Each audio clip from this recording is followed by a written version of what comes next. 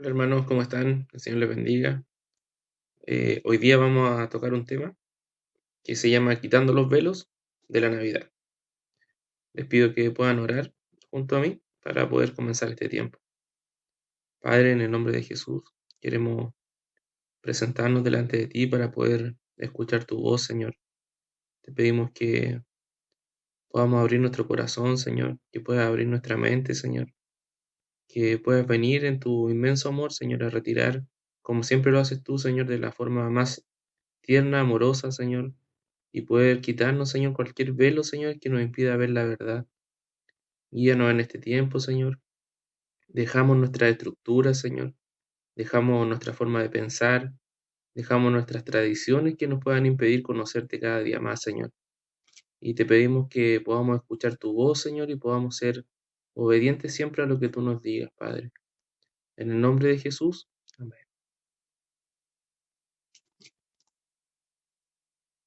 Lo primero que vamos a revisar el día de hoy, si vamos a hablar de quitar velos, es qué es un velo, ¿ya? La palabra dice en 2 Corintios 3:16, pero ese velo le será quitado cuando se conviertan al Señor, porque el Señor es el Espíritu, y donde está el Espíritu del Señor, allí hay libertad. Por lo tanto, todos nosotros que miramos la gloria del Señor, a cara descubierta, como en un espejo, somos transformados de gloria en gloria en la misma imagen como por el Espíritu del Señor. ¿Qué quiere decir esto? Que nosotros que hemos conocido al Señor,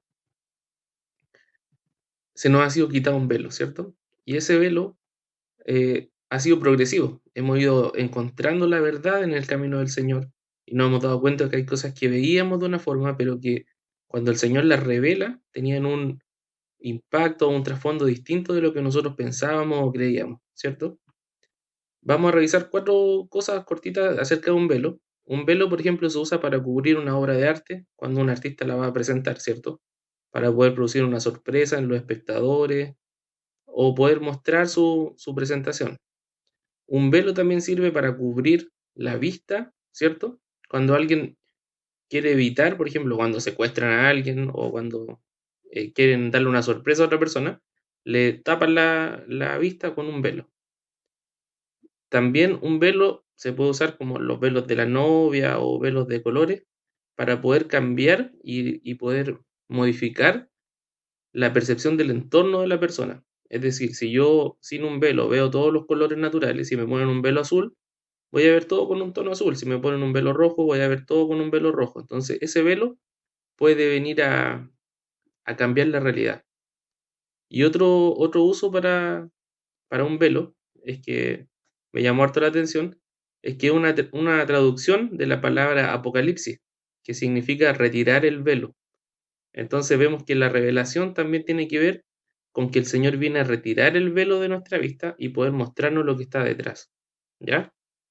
Eso es lo primero que tenemos que tener claro, y también el Señor nos decía que en este tiempo Él está retirando los velos de nuestra vista para poder mostrarnos la verdad que está detrás y lo que está por venir. Ahora, como el tema de hoy tiene que ver con la Navidad, vamos a hablar del origen de la Navidad en primer lugar, ¿ya? La Navidad, vamos a tocar varias orígenes que tiene, porque es una celebración que se encuentra en varias culturas a lo largo del mundo. Lo primero es que vamos a tocar Roma. Roma, los romanos celebraban el 25 de diciembre como la fiesta del sol invicto, ¿ya? Que estaba asociado al nacimiento de Apolo, que es el dios sol, que antes su nombre era Mitra. Esto fue considerado en el día del solsticio de invierno y que los romanos llamaron la bruma. Julio César introdujo esto y lo puso para celebración en su calendario el 25 de diciembre. Otro festival que se celebraba en ese tiempo era la Saturnalia, que era en honor al dios Saturno, que duraba cerca de 7 días y estaba incluido también el solsticio de invierno. Ahora, ¿cómo se celebraba esta fiesta? Que es lo más importante de todo esto, es que se celebraba con intercambio de regalos y donde también se liberaba temporalmente a los esclavos. Es decir, los esclavos eran los más felices en ese tiempo porque tenían un poco de libertad. Y otra Otro punto importante de esta celebración es que se permitía violar las leyes, es decir, se permitía toda clase de orgías, borracheras, delitos, solo por estar en la fiesta de las Saturnales o de la Saturnalia, podíamos violar cualquier ley, podíamos intercambiar regalos y los esclavos eran liberados en este tiempo. Eso era en Roma. En Escandinavia se celebraba el nacimiento del dios Frey, ¿ya? Que es el dios nórdico del sol, la lluvia y la fertilidad. Y en esas fiestas lo que hacían, adornaban un árbol con una hoja que no cae. Y esta costumbre se dice, que después lo vamos a ver un poquito más adelante, representaba al dios, al árbol Yggdrasil, que es lo que representa el árbol del universo, ¿ya? Más adelante vamos a ver cómo está relacionado esta celebración con lo del árbol de Navidad, ¿ya? Los aztecas también celebraban esta misma fiesta y celebraban al dios Huitzilopochtli, dios del sol y de la guerra, y también celebraban de una forma muy similar, intercambiando regalos, haciendo eh, fiestas, era muy, muy parecido a lo que celebraban los romanos. Los incas también celebraban entre el 23 y el 26 de diciembre la fiesta al dios Inti o al dios Sol. Esta fiesta era llamada Capac Raimi o fiesta del Sol Poderoso.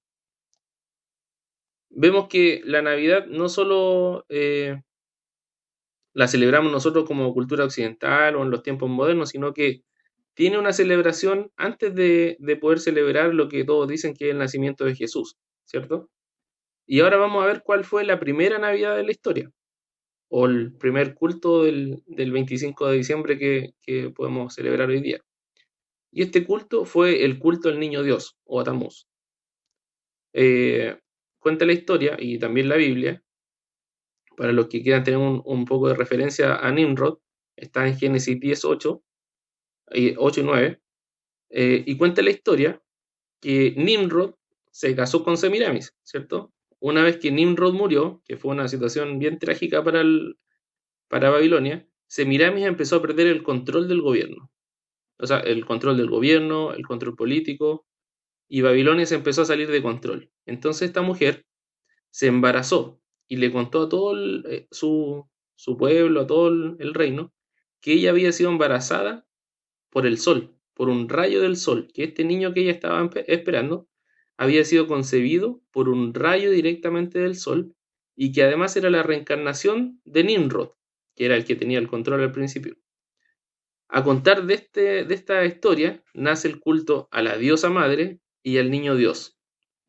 Es decir, este pueblo, cuando nace Tamuz, que es el nombre del hijo de Semiramis, lo declara como el dios sol, ¿ya? Y se dice que su nacimiento coincide con el solsticio de invierno del 25 de diciembre.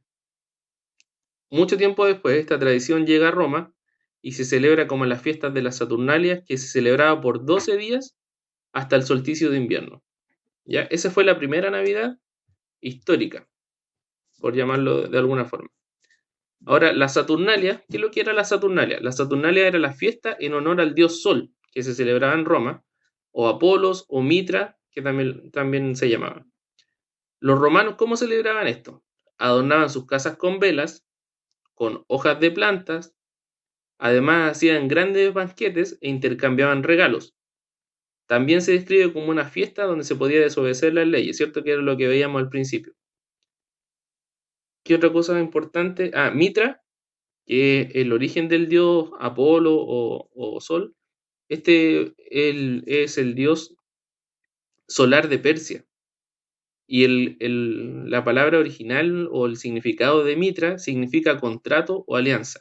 Eso es bien importante tenerlo como un dato, que el dios Sol tiene que ver, y además protegía a los infieles y castigaba a los infieles. Esa era su mayor ocupación, por decirlo de alguna forma.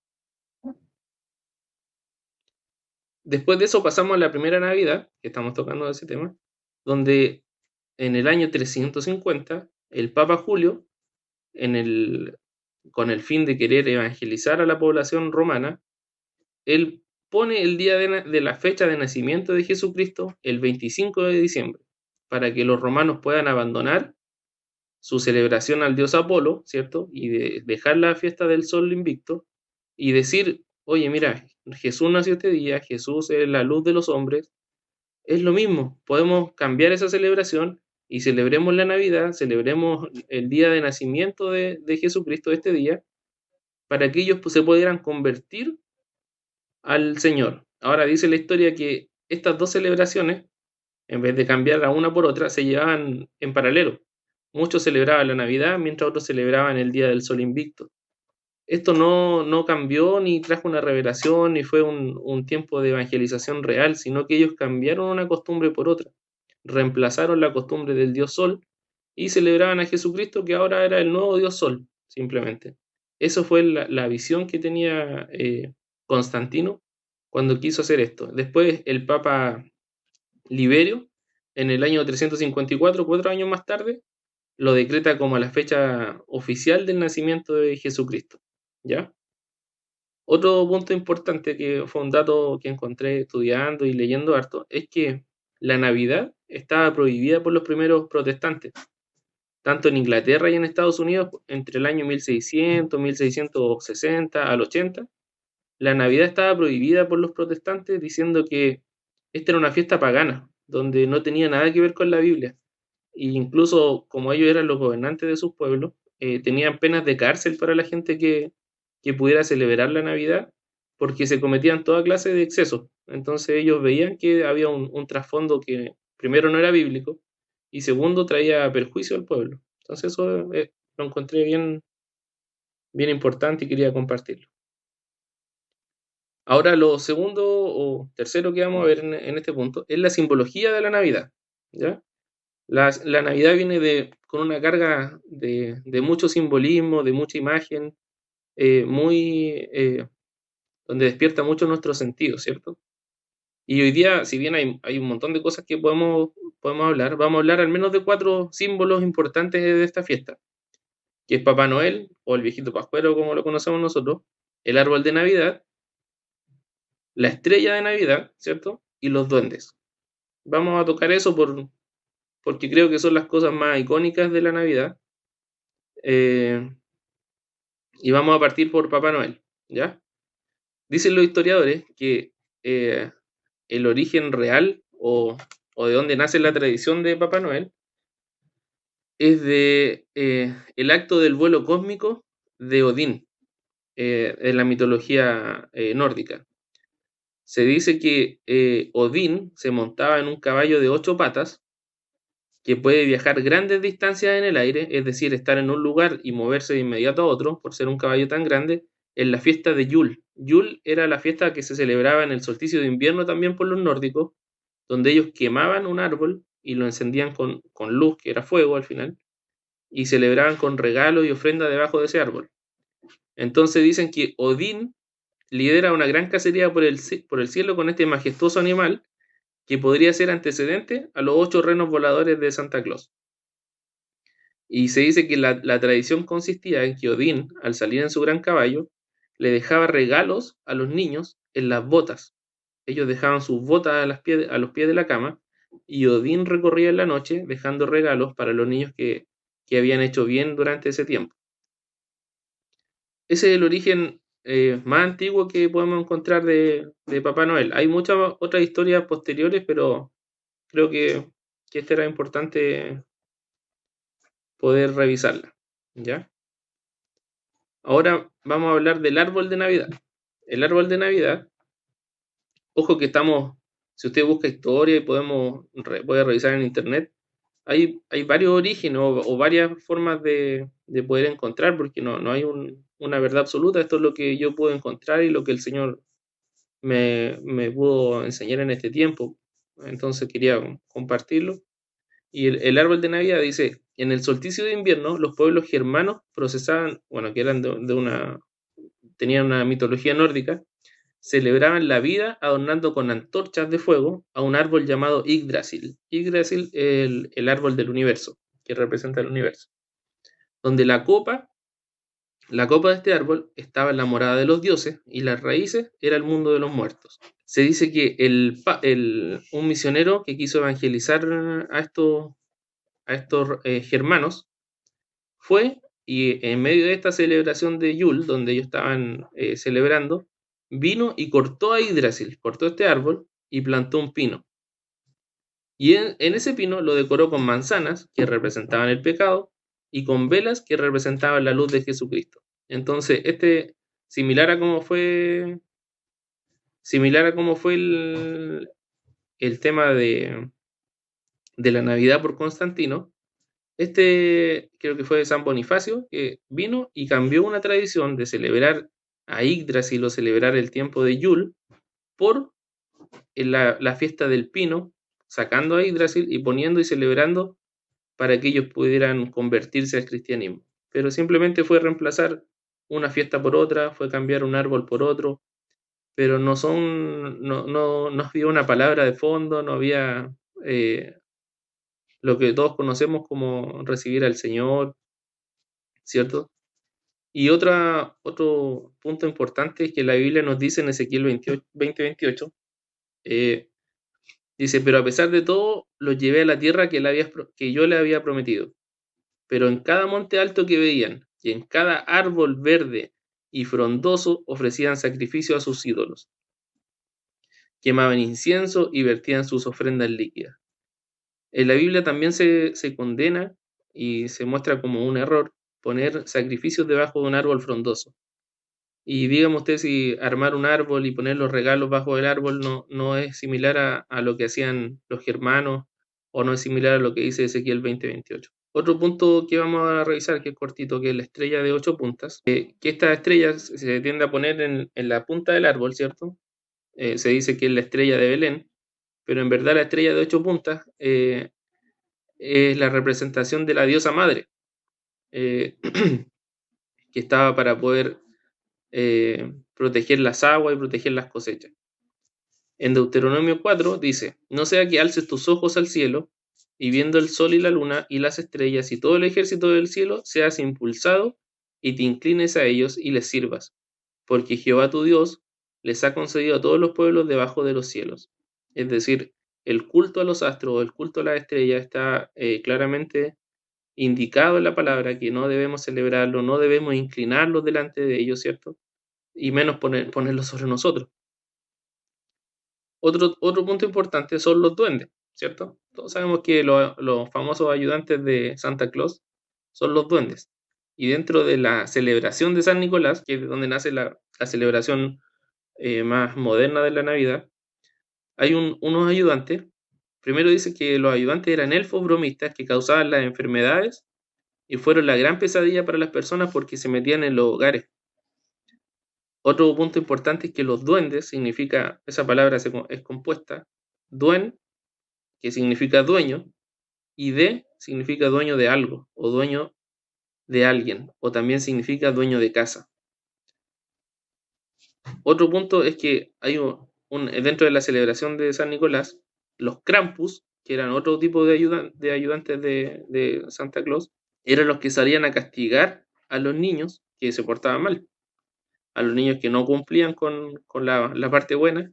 Estos ayudantes salían y tomaban a los niños y los tiraban en trineo y los azotaban con cadenas. Esos son los orígenes históricos o un poco de la simbología que hoy día usamos para celebrar Navidad. Claramente el diseño y muchas cosas han cambiado, hoy día se ven más lindos, pero todos sabemos que el origen de las cosas son los que mantienen, independiente de lo lindo o feo que se puedan ver, son los que provocan los efectos en nuestras casas, nuestros hijos, nuestras familias. Entonces es importante traer luz, ir quitando velo y viendo de dónde viene todo lo que podemos meter a nuestras casas, ¿cierto? Ahora, con lo expuesto anteriormente, vamos a hablar acerca de algunas conjeturas o frases que tenemos como cristianos que avalan un poco esta celebración y que eh, podrían estar bien, pero hay argumentos, bastante palabra para poder salir de esa mentira y que el Señor nos vaya trayendo cada vez más a una revelación de lo que Él nos manda, ¿cierto? una de las primeras afirmaciones es decir, como no sabemos el día exacto que nació Jesús, y todos dicen que y está determinado la Navidad como el 25 de diciembre, lo vamos a celebrar el 25 de diciembre. Efectivamente, la palabra no indica el día exacto que nació Jesús, y creo que nos lo indica justamente para que no lo celebremos. Eso es una creencia personal. Pero sí hay mucho argumento bíblico y evidencia en la Biblia para determinar que Jesús nació en el tiempo del Sucot, ¿ya? Está Lucas 2.8, Lucas 1.11. Si usted hace un análisis o quiere estudiar de eso, va a encontrar bastante evidencia para indicar, para ver que Jesús nació en el tiempo de Sucot. Y por otra parte, si sabemos que Jesús efectivamente no nació el 25 de diciembre, porque eso todos sabemos que no nació ese día, y aún así queremos celebrar su cumpleaños, cosa que la palabra tampoco nos manda a celebrar ni siquiera nuestro cumpleaños, sería triste que para Jesús celebren su cumpleaños el día que está creado para celebrar a otros dioses, ¿cierto? No sería muy agradable que, por ejemplo, yo venga a celebrarle el cumpleaños a mi esposa el día de que está de cumpleaños la vecina o que está de cumpleaños su hermana. No tiene ningún asidero ni bíblico ni lógico, ¿cierto? Otra afirmación que tenemos como cristianos es que dice que en este día podemos predicar a Jesús porque la gente está más sensible a escuchar, o porque se celebra justo el nacimiento de Jesús, entonces toda la gente está pensando en Jesús. Pero la verdad es que si vamos al centro, al mall, vemos las noticias, no se habla de Jesús en ningún momento. No se habla de Santa Claus, de los regalos, de la familia, de la comida, pero Jesús no está en medio de esta celebración. Es más, la gente entra en un estrés de los regalos, de qué va a comer, de quién va a venir, de organizar esta fiesta, pero Jesús sale del centro de esta fiesta. Entonces, y por demás, si queremos predicar, podemos hacerlo cualquier día, ese día, el día anterior, el día después. No necesariamente tenemos que celebrar el mismo día o ese día es el día más indicado para predicar. Podemos predicar en ese tiempo, podemos predicar antes. Entonces, eso también es una afirmación que tenemos, pero que no resulta ser completamente verdad. Otro punto importante que estábamos revisando es que como a mí me hacen regalo, yo también tengo que regalarle a los demás. Y eso es parte de la celebración romana o del origen de la Navidad, donde habían intercambios de regalos, ¿cierto?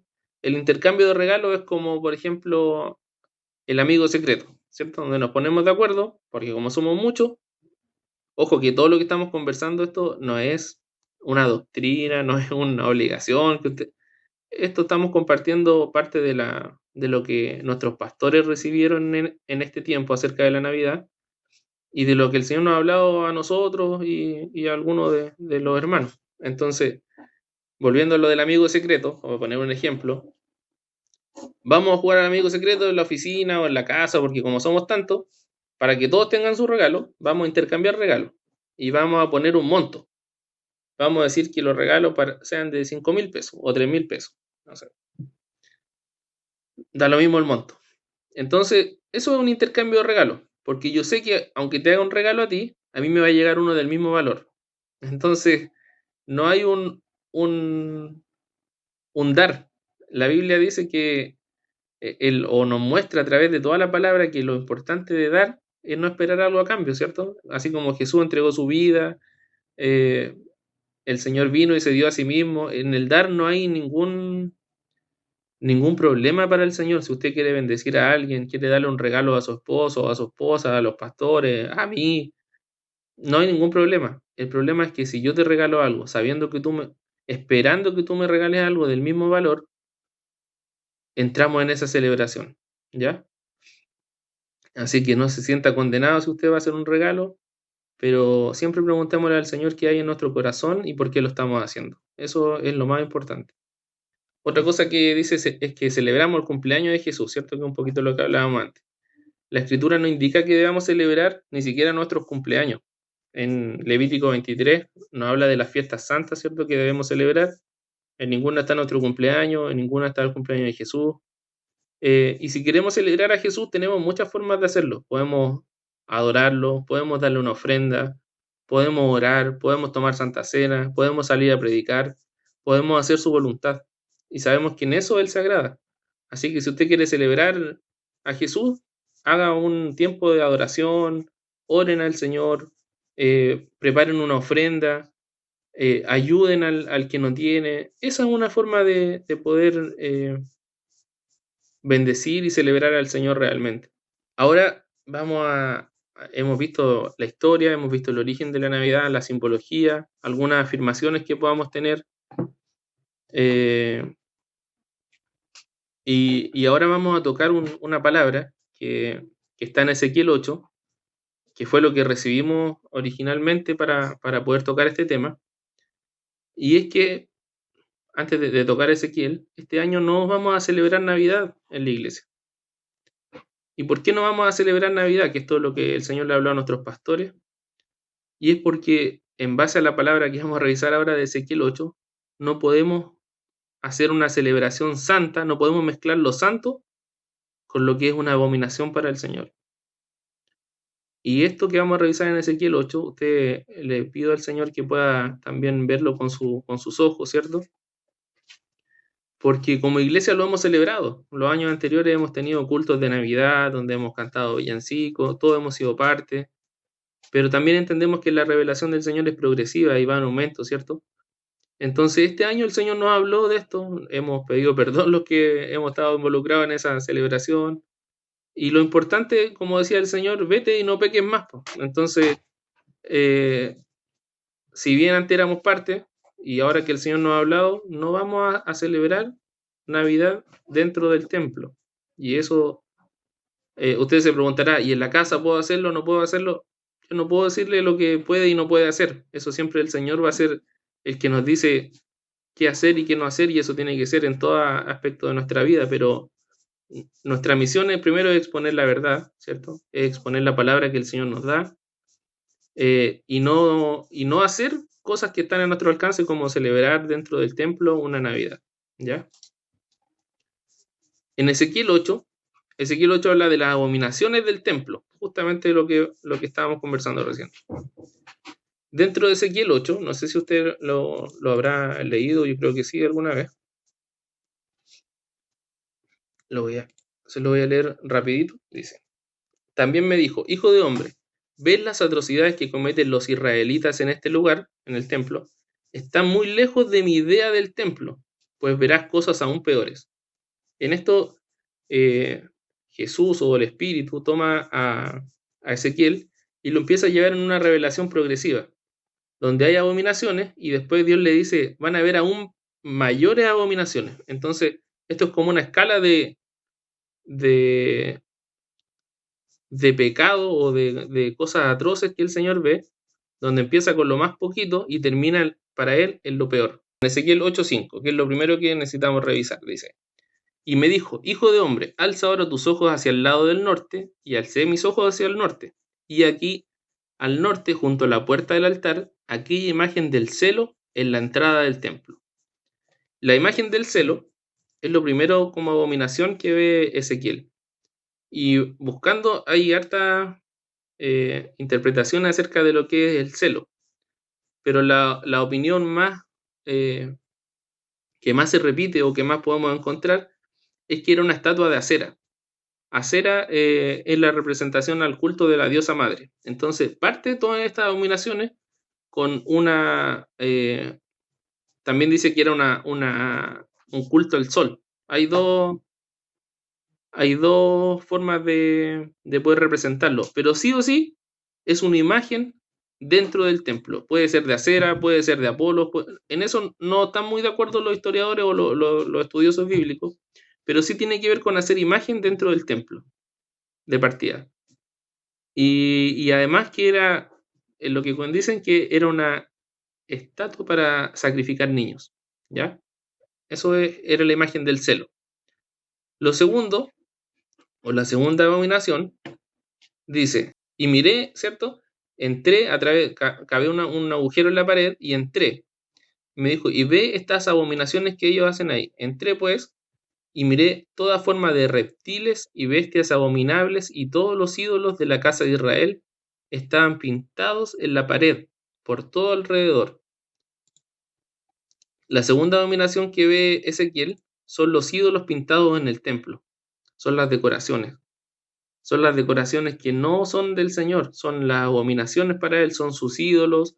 Se dice que en las tumbas de Egipto y en las tumbas babilónicas, ¿cierto? O los cananeos incluían en sus tumbas imágenes de serpientes, de cocodrilos, de leones, ¿cierto? De toda clase de animales que ellos ocupaban para su sacrificio.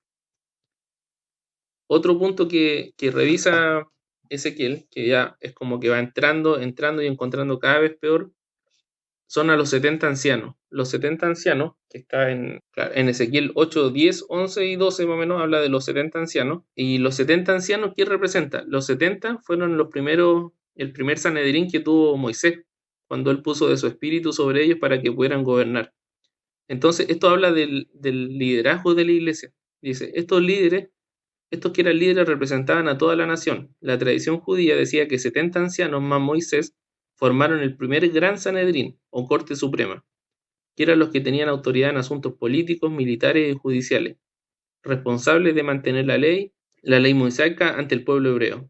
Pero estos ancianos habían sido apóstatas. Es decir, si tomamos esta palabra para lo que estamos conversando ahora, nosotros como líderes, ¿cierto? Nuestros pastores, tenemos un peso de Dios de poder mantener y hacer que la palabra del Señor se cumpla dentro del templo. Ahora, estos sacerdotes dice que apostataron, habían hecho, si lo leemos acá en Ezequiel, dice, hijo de hombre, ¿has visto las cosas que los ancianos de la casa de Israel hacen en lo oculto? Cada uno en sus cámaras pintadas de imágenes, porque ellos dicen, no nos ve Jehová, Jehová ha abandonado la tierra. Esto quiere decir que lo que estaba en el templo finalmente era lo que estaba en sus lugares más ocultos, en sus habitaciones, en sus recámaras, es decir, lo que como líderes o como pastores o como discipuladores o como encargados, lo que hagamos en lo oculto va a ser lo que va a estar en nuestro templo finalmente. Otra de las abominaciones que tenían, o ya donde vamos entrando en tierra derecha a lo peor, por decirlo, son las endechas sobre Tamuz. Tamuz lo tocamos al principio y Tamuz es el niño Dios. Las endechas son las lamentaciones que hacían adorando a este niño, es decir, dentro del templo, del templo que podía entrar Ezequiel, veía a mujeres, ¿cierto? Sentadas, llorando y endechando y clamando a Tamuz. Tamuz es el niño Dios, es el sol, es el dios sol dentro del templo. Es la celebración del nacimiento del niño Dios. Seguimos avanzando y en el versículo 16 dice, y me llevó al atrio interior de la casa de Yahvé. Ojo que esto es el templo, es la casa de Yahvé, es el templo de Dios, el templo espiritual. Dice, y me llevó al atrio interior de la casa de Yahvé, y aquí que la entrada del templo de Yahvé, entre el pórtico y el altar, había unos 25 varones vueltos de espalda al templo, con sus rostros hacia el oriente, los cuales estaban postrándose hacia el oriente, adorando al sol. Dentro del templo, partimos ¿cierto? Con las abominaciones. Vemos en la entrada del templo una estatua al dios sol, ¿cierto? Vemos las paredes pintadas, vemos decoraciones, vemos a los ancianos, ¿cierto? Apostatando y haciendo cosas en lo oculto, vemos a las mujeres adorando al niño Dios, y después vemos a los varones adorando al sol, con su rostro hacia el oriente, postrados al oriente adorando al sol, dice. Y para terminar con las abominaciones, dicen, en el versículo 17, hay una expresión que dicen, aplica el ramo a sus narices. Y esto en el fondo dice que para celebrar el culto al sol, ocupaban unas ramas de vid. Y esta rama de vid la agitaban, ¿cierto? Para poder soltar ese olor y adorar al sol por las cosechas buenas que habían tenido. Entonces una de las interpretaciones dice que no dice que es la nariz de Dios, que no ha llegado a la nariz de Dios para no ofender a Dios, pero todo este culto sube como un olor delante del Señor, el cual no le agrada. Toda esta celebración que podamos hacer dentro del templo, que es lo que vemos en Ezequiel 8, el Señor la aborrece. Y esto está descrito cada versículo porque al final nos dice, en el versículo 17 y 18 dice, y me dijo a Ezequiel, ¿no has visto, hijo de hombre, es cosa liviana para la casa de Judá hacer las abominaciones que hacen aquí, después que han llenado la tierra con su violencia? Volvieron a mí para irritarme y aplican el ramo a sus narices, que es lo que les decía acerca de adorar con esta rama de vid.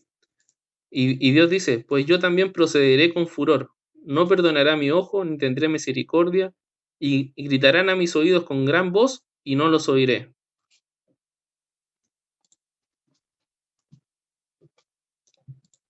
Es bastante pesada esta palabra que recibimos de Ezequiel, pero le pedimos al Señor que Él pueda hablarnos, que pueda hablar a nuestro espíritu, que Él pueda revelarnos esto, porque entendemos que estamos encima de una fiesta que hemos celebrado toda la vida, hemos celebrado todos los años, tenemos buenos recuerdos, estudiando bastante de esto decía que se soltaba un espíritu de nostalgia también, donde uno tiene muchos buenos recuerdos o muchas expectativas de lo que pasa este día y eso también nos lleva a seguir celebrando, ¿cierto? Es importante que el Señor nos hable siempre a tiempo. Ahora vamos a ver algunas conclusiones de todo lo que hemos conversado. Como iglesia hemos recibido de no celebrar la Navidad, ¿cierto? Que es lo que decíamos hace un poco. La hemos celebrado antes, pero también le hemos pedido perdón al Señor porque no sabíamos lo que estábamos haciendo, así de simple, ¿cierto? En relación a la familia, porque al exponer todo esto que hemos revisado, uno se pregunta, entonces, ¿celebro o no celebro? ¿Cierto? Y la verdad es que nuestra forma de exponer esto no es decirle lo que tiene y lo que no tiene que hacer. Porque eso siempre lo va a hacer el Señor. En cada área de nuestra vida siempre podemos aconsejar, podemos exponer la palabra. Nosotros como iglesia, en el templo, se lo repito, no lo vamos a celebrar, no vamos a tener culto de Navidad, no le vamos a dar regalo a los niños, no necesitamos ese tiempo para poder bendecir a nuestros niños, no lo vamos a hacer porque el Señor nos ha hablado claramente que no tenemos que hacerlo. Y así como el Señor nos ha hablado a nosotros, también usted debe preguntarle al Señor qué hacer. No vamos a ser legalistas ni a poner una carga que usted no pueda llevar, porque si el Señor le dice lo que tiene que hacer, va a ser siempre con bendición, va a ser siempre en el tiempo. Contaba un pastor que él le conversaba con su esposa y le decía, oye, mira, la Navidad es pagana, esto, esto. Y su señora le decía, ay, pero si está linda la Navidad, ya ponía un árbol. Al año siguiente volvían a celebrar lo mismo y dijo, no, pero este año, ¿sabes qué? No vamos a poner árbol, vamos a poner solo luces. Y, y allá al tercer año ya ni siquiera se acordaba de la Navidad y no. Lo que quiero decir con esto es que para algunos puede ser un cambio radical, donde no lo van a celebrar más, y para otros puede ser un proceso, porque esto no es una prohibición, no buscamos, ¿cierto?, volvernos religiosos y decir qué tiene que hacer cada uno, pero sí debemos considerar la palabra y la palabra no nos manda a celebrar esto, no nos manda a celebrar otra fiesta que a lo mejor estamos recién aprendiendo, pero es importante, no queremos poner un peso, pero sí también entendemos que para algunos van a entrar en un conflicto, ¿cierto? Con las familias, porque uno dice, pucha, va a venir mi familia, ¿qué hago? No lo recibo, lo he hecho de la casa, ¿no? Y entramos en un conflicto tan grande, pero lo importante es que esto parta por nuestro corazón. Siempre el Señor trata de adentro hacia afuera, ¿cierto? Y en la medida que la palabra pueda ser revelada en nuestro corazón, vamos a ir cambiando lo que tengamos que cambiar de nuestras conductas. Cada uno sabe cómo celebra y lo que ha hecho en este tiempo y lo que tiene que dejar de hacer. Otro tema importante o dudas que pueden surgir es cómo se lo explicamos a los niños, ¿cierto? Porque también otro tema que decimos es que celebramos la Navidad por ellos, ¿cierto? Y la mejor forma, si usted quiere explicarle a su hijo, es explicarle con la verdad. Es decirle que el Señor no nos manda a celebrar esto, que hasta ahora lo habíamos hecho porque no sabíamos, porque el Señor no nos había revelado esta parte de su verdad, ¿cierto? Y los niños agradecen la verdad. Los niños entienden el mundo espiritual y entienden las cosas del Señor, incluso mucho mejor que nosotros. Así que no nos compliquemos en tener que explicarle a los niños, sino que expongámoslo a la verdad y el Señor también, así como nos ha hablado a nosotros, les va a hablar a ellos, va a hablar a sus corazones y nos va a permitir ir acercándonos cada vez más a su verdad. Eh, Otra cosa que nos preguntamos para los que teníamos más o menos organizado, ¿cierto? Esta fiesta es qué hago con los regalos, qué hago con la cena, qué hago con la fiesta. Y volvemos al punto anterior. Este es un tiempo de acercarnos y preguntarle y escuchar la voz del Señor. Yo no puedo decirle que cene, que no cene, que regale, que no regale, ¿cierto? Pero sí puedo decirle que podamos orar al Señor y que Él pueda hablarnos en nuestro corazón y vamos a saber qué hacer claramente. Que el Señor nos habla, el Señor es un Dios vivo. Y, y si usted siente que tiene que cenar, tiene que cambiar algo, hágalo, no se sienta condenado porque lo va a hacer. Esta palabra no tiene como un fin decir quién lo hace, quién no lo hace. No buscamos eso en ningún caso, sino más que nada exponernos a la verdad, porque la palabra dice que la verdad nos va a hacer libres, pues, y en este tiempo necesitamos ser libres de todo, no solo de la Navidad. Hoy día estamos hablando de la Navidad porque el Señor nos dijo, pero hay tantas cosas que necesitamos dejar atrás, tantas tradiciones que tenemos incluso personales que tenemos que abandonar. Otra pregunta es, ¿debo decorar mi casa? Seguimos en lo mismo. No vamos a ir por las casas sacándole fotos a quién la decoró, quién puso una luz, quién puso un árbol, no buscamos ser jueces de nadie, no buscamos ser mejor que otro, ¿cierto? Si un hermano lo hace, el Señor tendrá su tiempo para poder revelarlo. Si otro no lo hace, bendito el Señor. No buscamos eso en ningún momento. Y también la palabra del Señor nos dice en Efesios 5:11, porque también necesitamos una palabra para poder afirmarnos de todo esto, que no participemos de la obra infructuosa de las tinieblas, ¿cierto? Sino reprenderla. Entonces, infructuosa es algo que no nos trae fruto, no va a producir ningún fruto de vida en nosotros. Entonces, si dentro de todo lo que estamos haciendo vemos que hay cosas que no van a traer un fruto a nuestra vida, a nuestro hijo, a nuestra familia, dejemos de hacerlas. Si vemos que esto va a producir un fruto de vida en ellos, de conocer al Señor, hagámoslo. Eso es un muy buen consejo para poder enfrentar este tiempo, ¿cierto? Así que con esto he llegado al término de lo que teníamos que conversar. Ahora vamos a orar al Señor para terminar y pedirle que Él nos ayude en este tiempo, porque sabemos que es difícil, sabemos que es una tradición que muchos queremos, muchos disfrutamos, pero disfrutamos más estar en la presencia del Señor, ser libres, que la bendición del Señor esté en nuestras casas, ¿cierto? Creo que eso es algo que apreciamos más y en eso sí podemos estar de acuerdo todos. Amén. Señor, queremos agradecerte por este tiempo que tú nos diste, Señor.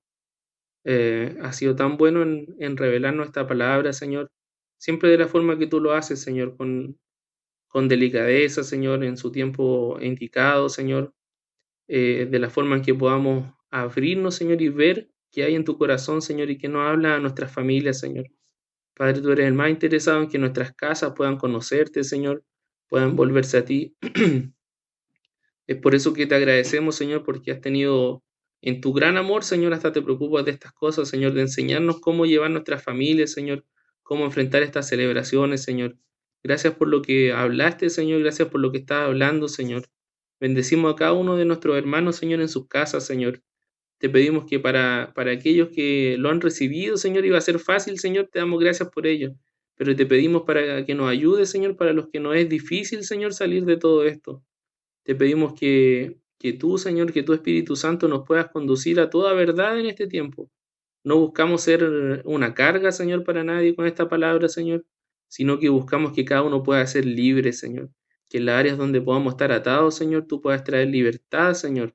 Libertad a nuestros hijos, Señor, libertad a nuestras esposas, libertad a nuestras casas, Señor, a nuestros familiares, Señor. Permítenos, Señor, no ser religiosos, Señor. Quita cualquier espíritu de religiosidad, Señor, de sentirnos superiores porque hacemos o no hacemos algo, Señor. Quita de nuestros corazones eso, Señor. Busca y pone en nuestro corazón, Señor, el deseo de agradarte, Señor. el deseo de poder quitar las abominaciones del templo, Señor, primero personal que somos nosotros, Señor. Quitar todas las decoraciones, Señor, que puedan estar en nuestro templo personal, Señor. Quitar cualquier endecha a Tamuz, Señor, a celebración al sol, Señor. Padre, y pon, Señor, en nuestro corazón, Señor, el adorarte, el buscarte, Señor, el orar a ti, el predicar de ti, Señor. Quitamos, Señor, todas esas decoraciones de nuestro templo interior, como decía Ezequiel, Señor, para que nuestro templo exterior, nuestra casa, nuestro hogar, Señor, se vea iluminada por ti, Señor, no por velas o por luces artificiales, Señor, sino por la luz verdadera que eres tú, Señor. Te pedimos que entres a nuestros hogares, Señor, y te sientas complacido de lo que hay dentro, Señor. Te bendecimos, Padre, en este tiempo, te damos las gracias, Señor, en el nombre de Jesús. Amén.